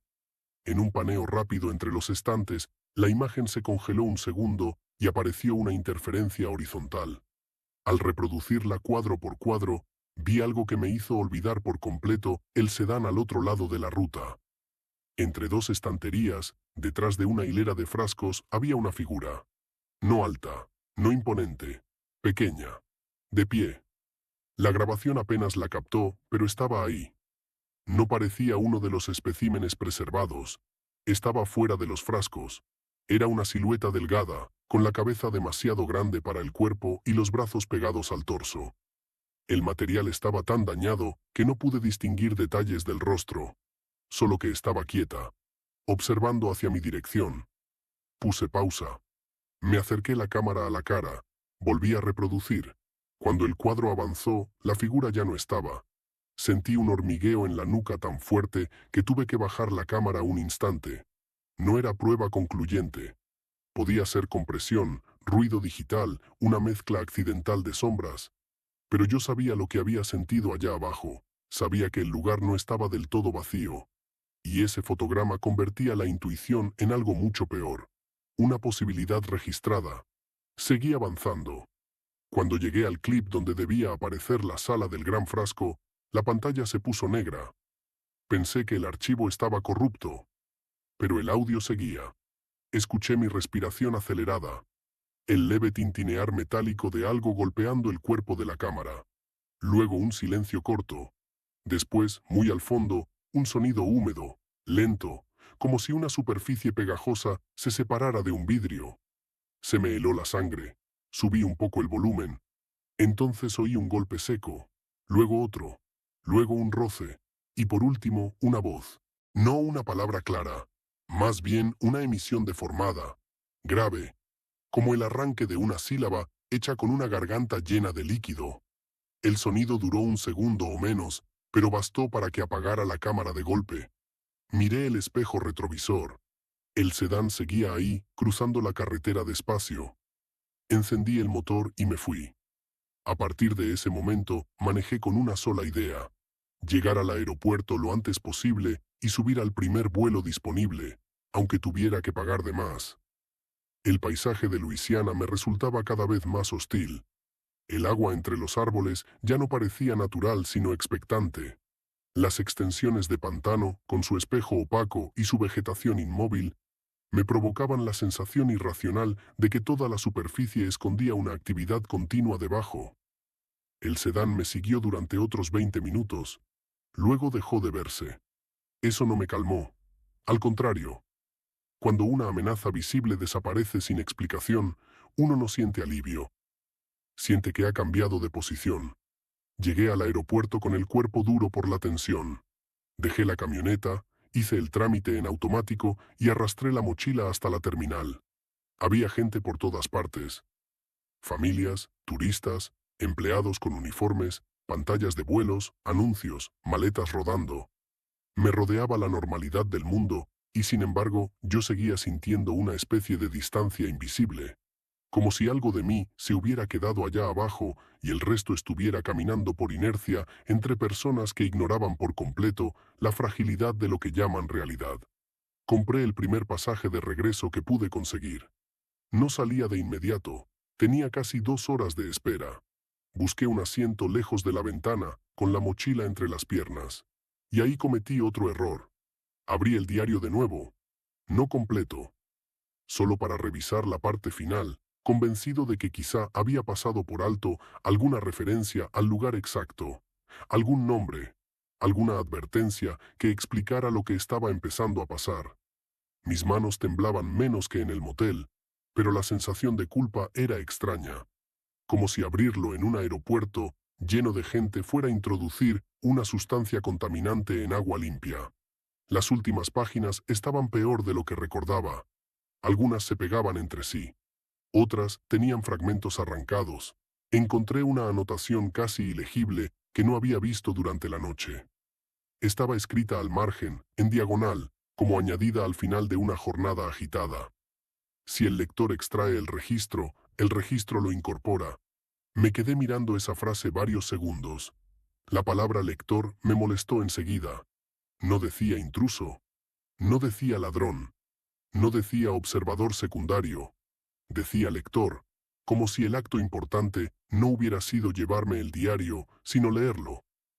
Una mujer pasó con un coche de bebé, y por un instante el movimiento periférico me hizo cerrar el libro de golpe. El niño dentro del coche lloraba con una voz común, humana, irritada. Agradecí ese sonido. Agradecí incluso el ruido del altavoz, anunciando un embarque retrasado. Todo lo cotidiano se había vuelto precioso de una forma absurda. Guardé el diario y saqué el teléfono. Tenía pensado enviar un mensaje a un amigo, dejarle al menos una copia de lo que había encontrado, o decirle dónde había estado. Pero al abrir la galería vi algo que no recordaba haber tomado. Una foto. Negra casi por completo. La abrí. No era negra. Era una imagen muy oscura, tomada tal vez por error, probablemente dentro de la mochila o desde un ángulo sin luz. Sin embargo, al subir el brillo, se distinguía algo en el centro. Un círculo. No dibujado. Formado. Como una condensación de puntos brillantes, ordenados en un patrón que reconocí enseguida. El sello de la tapa del diario. No había tomado esa foto a propósito. Revisé la hora. Había sido capturada a las 4:12 de la madrugada en el motel. Mientras yo estaba despierto, mirando la puerta, un sudor frío me recorrió la espalda. Porque a las 4:12 yo no había tenido el teléfono en la mano. Lo sabía. Lo recordaba. No lo había tocado hasta la mañana. Guardé el teléfono y respiré hondo, con la sensación creciente de que todo lo que había traído conmigo no solo estaba conmigo, sino actuando, reaccionando, desplazando los límites entre lo que podía atribuir al estrés y lo que ya no tenía ninguna explicación razonable. El embarque comenzó por fin. Subí al avión con la mochila pegada al cuerpo. Durante el despegue, miré por la ventanilla aunque no quería. Las masas de agua del delta se extendían debajo como venas oscuras. A cierta altura, la geometría del terreno empezó a volverse abstracta. Pantano, canales, islas de vegetación, reflejos opacos. Todo parecía quieto, inofensivo. Y aún así, me resultaba imposible no pensar en las cavidades bajo la superficie, en la idea de celdas de espera sumergidas, en estructuras verticales bajo el lodo y el agua negra, ocultas durante siglos porque la humanidad mira hacia el cielo cada vez que piensa en lo imposible y rara vez mira hacia abajo. Intenté dormir durante el vuelo, no pude. Cada vez que cerraba los ojos, veía el gran frasco. Oía el ruido húmedo del archivo de audio dañado. O pensaba en esa frase.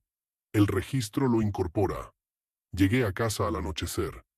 El trayecto desde el aeropuerto fue normal.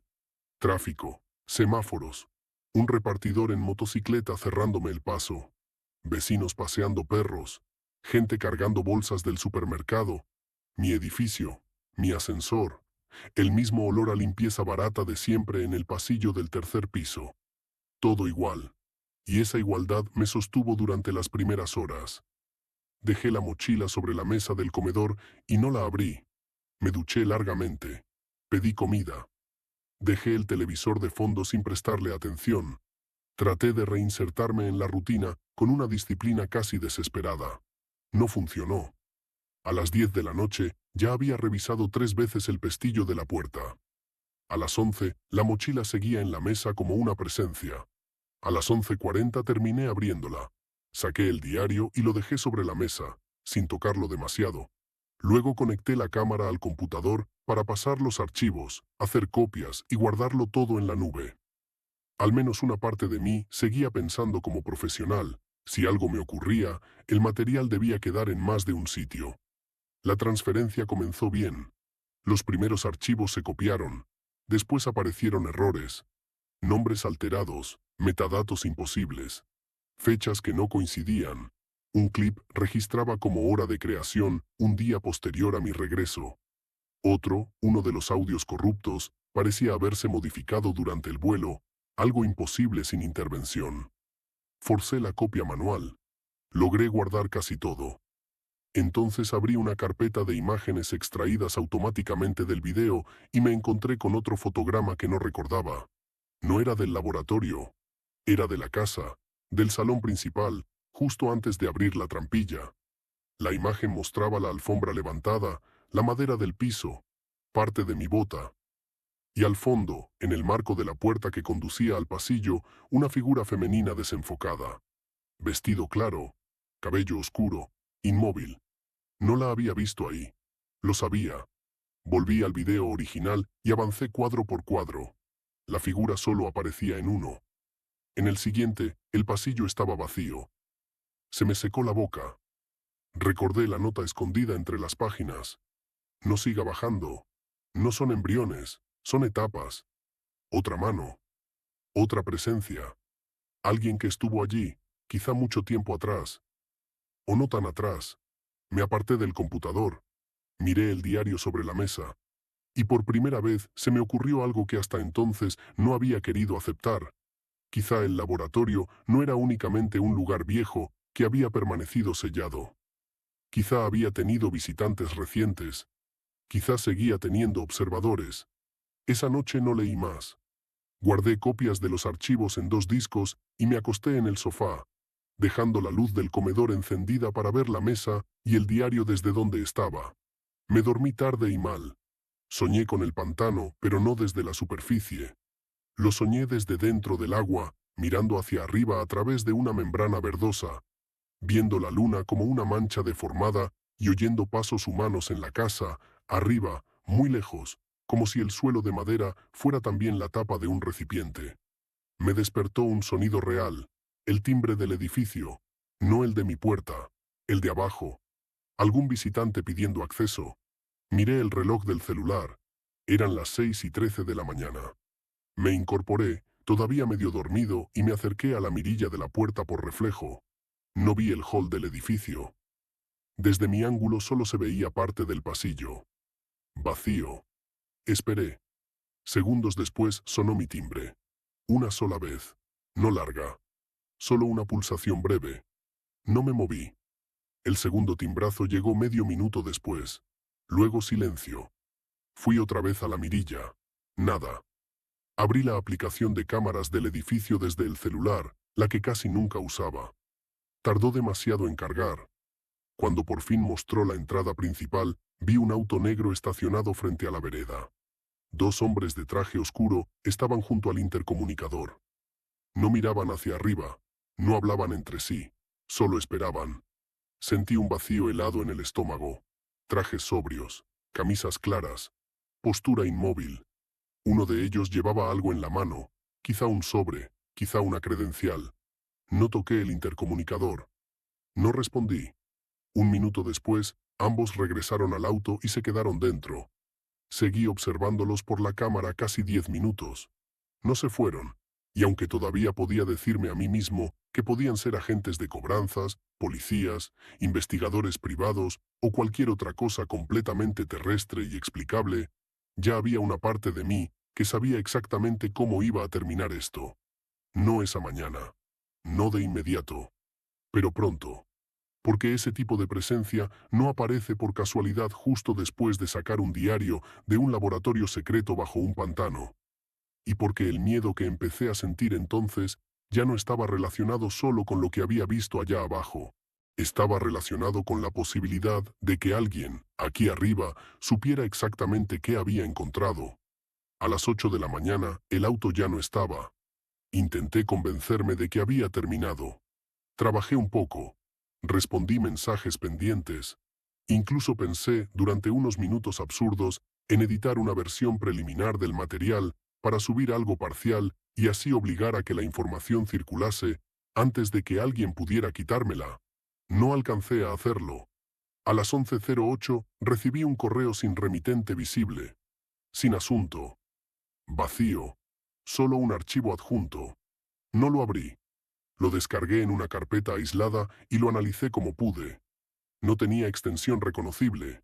Al intentar verlo en modo hexadecimal, apareció una secuencia repetida que, convertida a imagen con una herramienta básica, generaba un patrón circular.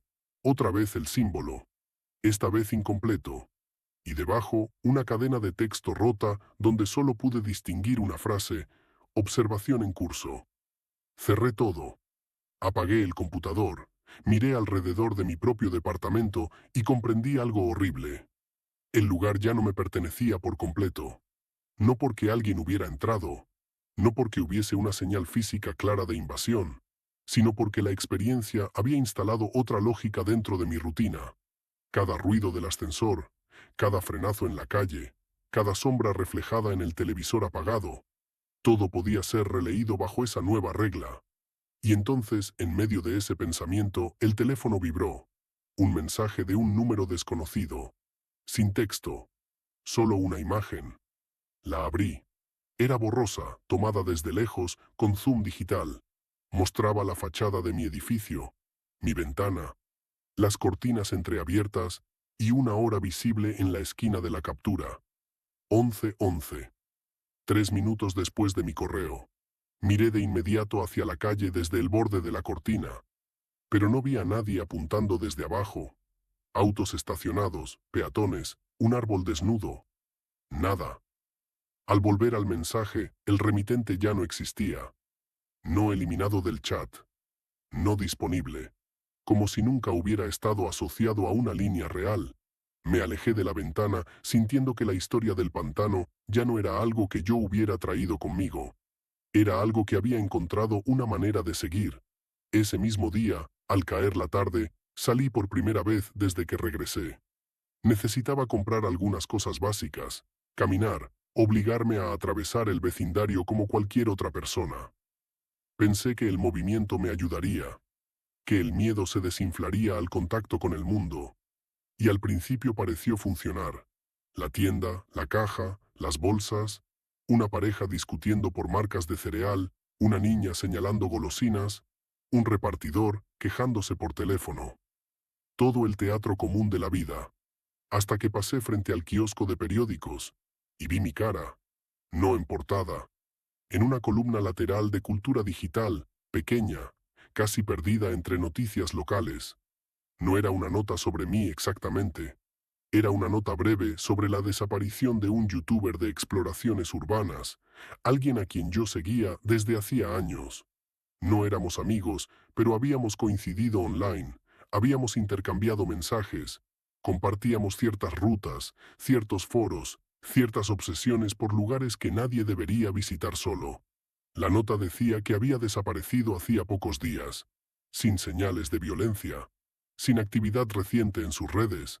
Lo último que se sabía de él era que estaba investigando referencias antiguas a cavidades subterráneas y estructuras anómalas en zonas pantanosas y costeras del sur.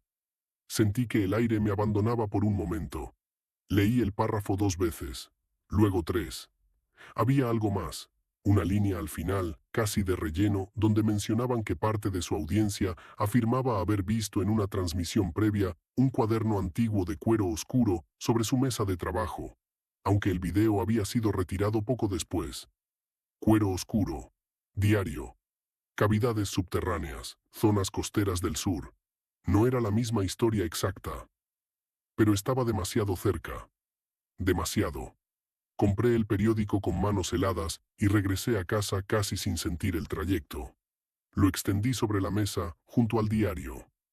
Leí la nota completa otra vez. Y solo entonces vi el detalle final, el que me dejó sentado sin moverme durante mucho rato. La foto que acompañaba la noticia no era reciente. Era una captura vieja, tomada de uno de sus videos. En la estantería detrás de él, desenfocado, había un objeto de vidrio cilíndrico. No muy grande, pero inconfundible, un frasco de conservación. Y dentro, apenas visible, una forma pequeña, curvada. No podía asegurarlo del todo con esa resolución, pero se parecía demasiado a un feto. Levanté lentamente la mirada hacia el diario, hacia la tapa con el sello circular, hacia la posibilidad, cada vez menos abstracta, de que el laboratorio de Luisiana no hubiera sido un sitio único, sino una de varias estaciones.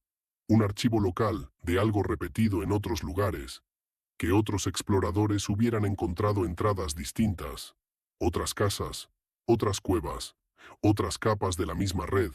La otra historia, la de abajo, la que empezaba con un descubrimiento accidental y terminaba insinuando que lo intraterreno no se limita a un solo tipo de ser ni a una sola geografía.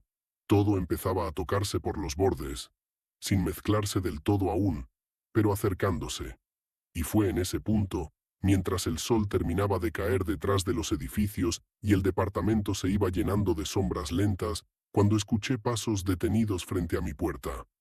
No pasos de vecino, no pasos casuales. 2 personas, quietas, esperando.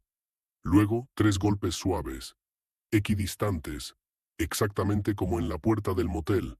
Y yo, sentado frente al diario y al periódico abierto, con la nota del youtuber desaparecido, entendí por fin que el regreso a casa no había sido el final del relato.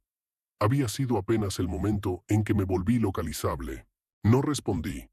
Los 3 golpes en la puerta quedaron suspendidos en el departamento como si no hubieran sido un sonido, sino una decisión ajena entrando en mi espacio. Me quedé inmóvil frente a la mesa. El diario abierto. El periódico extendido. La noticia del youtuber desaparecido a un lado. Y esos pasos al otro lado de la puerta, quietos, sin prisa, como si supieran que el tiempo ya no jugaba a mi favor.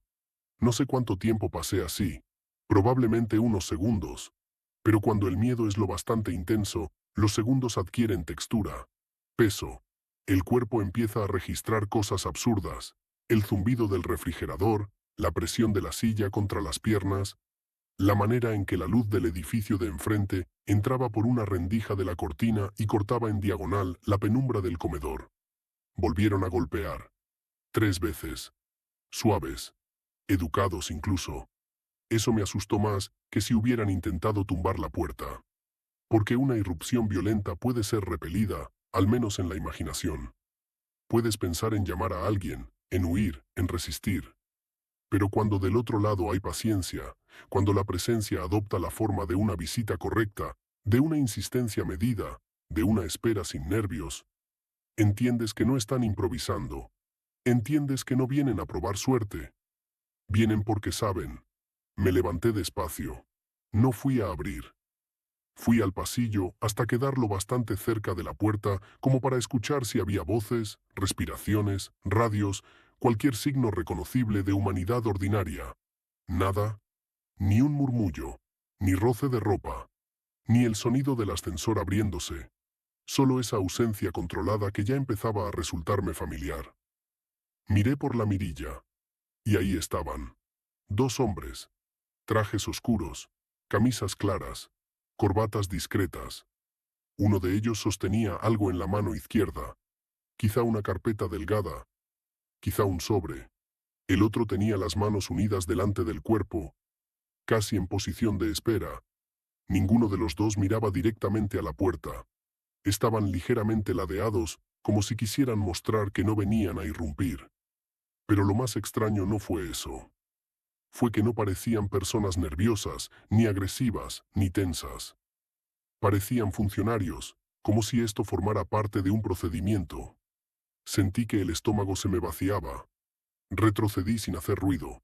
Volví al comedor. Miré el celular. Tenía batería, señal, internet. Todo normal. Podía llamar a la policía. Podía llamar a un amigo. Podía grabarlo todo. Podía salir por la escalera de emergencia. Podía hacer muchas cosas, y aún así no hice ninguna durante varios segundos, porque una parte de mí seguía paralizada por una idea concreta y enfermiza. Que si esos hombres estaban ahí, entonces quizá la opción de huir ya no era una decisión táctica, sino apenas una variación menor dentro de algo que ya había sido previsto. Mi vista volvió al diario, a la frase que había leído en el aeropuerto. Si el lector extrae el registro lo incorpora. Hasta ese momento yo lo había interpretado en sentido simbólico, psicológico, como si leer el diario bastara para contagiarte con una obsesión, un conocimiento, una mirada torcida del mundo. Pero ahí, con dos hombres de traje esperando afuera, y una noticia sobre otro explorador desaparecido delante de mí, la frase empezó a adquirir un sentido más literal. El registro no era solo el libro, era una cadena, una continuidad, un mecanismo de localización. Tomé el diario con ambas manos. Por primera vez pensé seriamente en destruirlo. No por prudencia, por rabia, por la sensación nauseabunda de haber sido usado como enlace entre el sótano y mi casa. Lo llevé a la cocina. Busqué un cuchillo. No para defenderme, para arrancarle páginas, cortar el cuero, destrozarlo. Pero cuando apoyé la punta sobre la tapa, sentí algo que me inmovilizó. No una fuerza sobrenatural, no un impulso místico, más bien una certeza brutal, casi racional. Si destruía el diario sin haber entendido del todo lo que contenía, me quedaría sin la única pista real sobre lo que estaba ocurriendo. Y algo en mí, curiosidad, estupidez, oficio, obsesión, seguía negándose a quedar completamente ciego. Solté el cuchillo. Respiré. Volvieron a golpear, esta vez una sola vez. Luego oí la voz, no fuerte, no autoritaria, solo lo bastante clara para atravesar la puerta. Señor, sabemos que está ahí. Tenía un tono neutro, educado, sin acento demasiado marcado. No respondí. Hubo una pausa breve, y luego la misma voz dijo, hay materiales que no deben ser conservados fuera de su lugar de resguardo. El cuerpo se me tensó entero. No por la frase en sí, por la manera en que estaba formulada. No preguntaba, no acusaba, no amenazaba, nombraba, como si el diario fuera un objeto administrativo extraviado, como si todo lo ocurrido en el pantano pudiera reducirse al problema técnico de un material mal archivado. Me acerqué de nuevo a la mirilla, esta vez más rápido, con furia contenida. Uno de los hombres levantó apenas la vista, como si pudiera sentirme detrás, y sonrió. No ampliamente, no de forma cínica. Fue una curva mínima, controlada, casi profesional. Eso me hizo retroceder más que cualquier grito. Volví al comedor y tomé el teléfono para grabar audio. Apenas inicié la grabación, la pantalla vibró y apareció una notificación sin remitente. No era un mensaje normal. No mostraba número ni aplicación. Solo texto. Una sola línea. No abra. Tampoco les pertenece a ellos. Me quedé helado. La grabación seguía corriendo en segundo plano. Levanté la vista hacia la puerta. Los hombres continuaban ahí. Móviles, esperando. Miré de nuevo el teléfono. El aviso había desaparecido. No podía saber de dónde había venido, pero esa frase cambió algo de inmediato. Porque hasta entonces mi miedo tenía una forma relativamente simple. Había encontrado algo prohibido y alguna clase de organización quería recuperarlo. Era aterrador, pero comprensible dentro de cierta lógica humana. Ese mensaje introducía otra posibilidad. que quienes estaban afuera no fueran los únicos buscando el diario, que ni siquiera fueran los verdaderos propietarios del problema. Y entonces recordé la nota escondida entre las páginas. No siga bajando. No son embriones, son etapas. Otra advertencia anónima. Otra voz lateral. Otra señal de que dentro de toda esa estructura había facciones, sobrevivientes, testigos o lo que fuera, cruzándose sin revelarse del todo. Tomé una decisión. No iba a abrir. Tampoco iba a esperar allí sentado a que el procedimiento avanzara. Metí el diario en una mochila más pequeña, junto con el disco duro donde había copiado los archivos. Guardé el celular, la billetera y las llaves. Apagué las luces del comedor. Dejé el periódico sobre la mesa, abierto en la noticia del explorador desaparecido, y fui hasta la parte trasera del departamento, hacia la salida secundaria que daba al pasillo de servicio, y más allá a la escalera de incendio. El edificio era viejo. La puerta trasera casi nunca se usaba. Abrí con cuidado. El pasillo estaba vacío, ni un alma, ni pasos, ni ruido de puertas cercanas. Salí y cerré detrás de mí sin hacer sonar el picaporte. Bajé un piso por la escalera y me quedé quieto, escuchando. Nada. Seguí bajando. 2 pisos más. 3. Al llegar al primer nivel, miré por una ventana estrecha que daba a la calle del costado. No vi el auto negro del frente. Eso debería haberme tranquilizado. No lo hizo. Salí por la puerta lateral del edificio y eché a andar sin rumbo fijo durante varias cuadras, con la mochila al hombro y la sensación ridícula de que mi manera de caminar podía delatarme. No corrí. Traté de actuar normal. Gente saliendo del trabajo. Tráfico. Luces de negocios. Una pareja discutiendo. Un perro tirando de la correa. El mundo, otra vez, desplegando su rutina con total indiferencia. Entré a un café pequeño y me senté al fondo, desde donde podía ver la puerta y parte de la calle. Pedí algo que no quería. El vaso caliente entre las manos me ayudó un poco a volver al cuerpo. Me obligué a revisar el material en el teléfono con más calma. Primero abrí la foto de mi ventana que me habían enviado. La amplié. En el reflejo del vidrio del edificio de enfrente se veía una silueta oscura. Probablemente quien había tomado la imagen. Pero al subir más el contraste, apareció otra forma detrás del reflejo principal, no sobre la calle. En mi ventana, dentro de mi departamento, una figura inmóvil, alta y delgada, apenas insinuada entre las cortinas. No podía asegurar que no fuera un efecto de compresión, una sombra interna, una superposición. Pero mi departamento estaba vacío cuando se tomó esa foto. Vacío, salvo por el diario sobre la mesa. Se me secó la boca. Pasé a los videos del laboratorio. Volví a reproducir el audio negro del gran frasco, esta vez con auriculares. Respiración. Silencio. Golpe. Roce húmedo. Y esa especie de voz.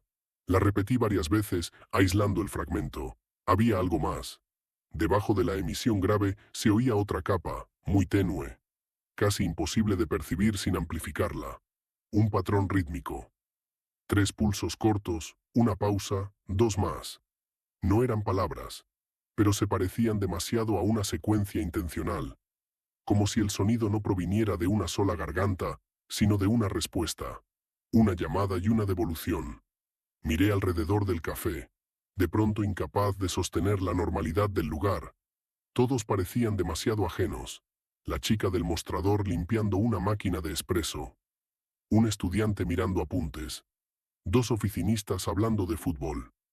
Y yo allí, escuchando un archivo de audio tomado en un laboratorio subterráneo de 1890, donde un feto híbrido aparentemente vivo podía estar emitiendo patrones que quizá alguien, o algo, reconocía del otro lado. Cerré la app. Saqué el periódico doblado de la mochila y volví a leer la nota del explorador desaparecido. Había un detalle que antes no había valorado lo suficiente. Mencionaban que, en una de sus últimas publicaciones privadas, había escrito que estaba siguiendo conexiones entre hallazgos del delta y registros de cavidades al sur del continente. Al sur del continente. No especificaban país, no especificaban zona. Pero esa frase me estremeció de inmediato, porque sonaba como un puente demasiado exacto con la otra historia. No solo por el subsuelo, no solo por la idea de estructuras ocultas, sino por el movimiento de las pistas, del delta a otras profundidades, de un punto húmedo y pantanoso a regiones donde el suelo aún recuerde, como decía el diario. Abrí el navegador y busqué al youtuber desaparecido. Casi todo estaba borrado o archivado mal. Algunas reacciones, foros, hilos rotos. En uno encontré la captura de una miniatura retirada. La imagen era oscura, verdosa, con una cueva al fondo y una libreta sobre una mesa. No se distinguían detalles, pero el título provisional del video decía algo que me dejó inmóvil con los ojos fijos en la pantalla. No están separados. Pantano, cueva, laboratorio. La publicación había sido eliminada. No había más contexto. Pero bastó. Porque esa frase hacía exactamente lo que yo estaba intentando no hacer desde que regresé, unir los relatos. Decir en voz alta que la casa del pantano no era una rareza aislada, sino una derivación de algo repartido, ramificado, persistente. Y en ese punto dejé de pensar en la historia anterior como una pieza creativa o como otro archivo interceptado más. Empecé a verla como antecedente, como una puerta narrativa hacia la misma red. No la misma especie quizá, no el mismo método, pero sí el mismo principio. Cosas que viven abajo, cosas que atraviesan generaciones, geografías y relatos sin exponerse del todo. Cosas que a veces parecen biológicas y a veces organizadas. Cosas que no necesariamente colaboran entre sí, pero comparten el mismo territorio fundamental, el interior del mundo. Me quedé mucho rato sentado con esa idea. Cuando por fin salí del café ya era de noche. No regresé de inmediato al departamento. Caminé más. Di vueltas inútiles. Cambié de dirección varias veces. Traté de detectar si alguien me seguía. 2 veces me pareció ver un auto oscuro desacelerando a media cuadra. Una vez juraría haber visto a uno de los hombres de traje reflejado en una vitrina, detenido junto a un poste, pero cuando me volví no había nadie. A las 10 decidí volver. El edificio estaba tranquilo. Subí por la escalera, no por el ascensor. El pasillo de mi piso parecía normal, sin hombres, sin sobres bajo la puerta, sin señales visibles. Metí la llave con la mano sudada y abrí. Todo estaba en su sitio. La mesa, el periódico, la silla, la lámpara del comedor apagada. Pero había una diferencia. El diario ya no estaba donde lo había dejado antes de salir. No había desaparecido. Estaba más cerca del borde de la mesa. Solo eso. Unos 15 centímetros más adelante. Me quedé parado en la entrada durante un tiempo que no sé medir. Yo no lo había dejado así. Eso lo sé. Podía discutir conmigo mismo sobre fotos extrañas, archivos corruptos, sombras en ventanas, voces ambiguas, hombres en autos. Pero esto era simple, objetivo, posicional. O alguien había entrado, o el diario se había movido. Ninguna de las dos opciones era soportable. Recorrí el departamento entero. Nada faltaba. Nada roto. Nada fuera de lugar, salvo eso. No dormí esa noche. Me quedé en el comedor con la espalda contra la pared y la vista fija en el diario. A las 2:13 de la madrugada ocurrió algo que todavía no sé colocar del todo en el orden del mundo. La madera del piso, debajo de la mesa, emitió 3 golpes secos. Desde abajo. No de una tubería.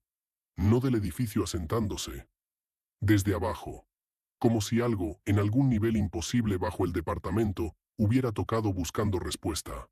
Mi primer impulso fue levantarme y salir corriendo. No lo hice, porque en ese instante comprendí algo todavía peor que la idea de una persecución humana. Tal vez la distancia no importaba tanto como yo creía. Tal vez el diario no solo conectaba lugares, tal vez permitía superponerlos. No físicamente, al menos no del todo, pero sí lo bastante como para que ciertos patrones, ciertas presencias, ciertas observaciones cruzaran con él. Y esa comprensión reorganizó las piezas de una forma espantosa.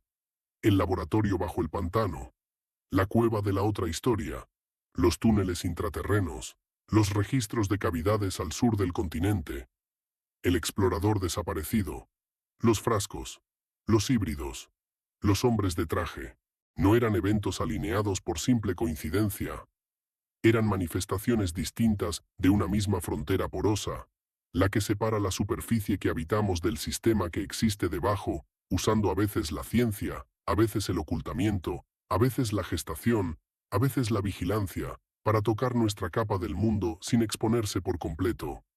No sé en qué momento de esa madrugada tomé la decisión final. Solo sé que, antes del amanecer, preparé todo. La mochila, el diario, los discos, la cámara, una libreta mía. Y empecé a escribir un resumen de lo ocurrido. No para publicarlo todavía, para dejarlo. Para que, si no volvía, existiera al menos una secuencia entendible.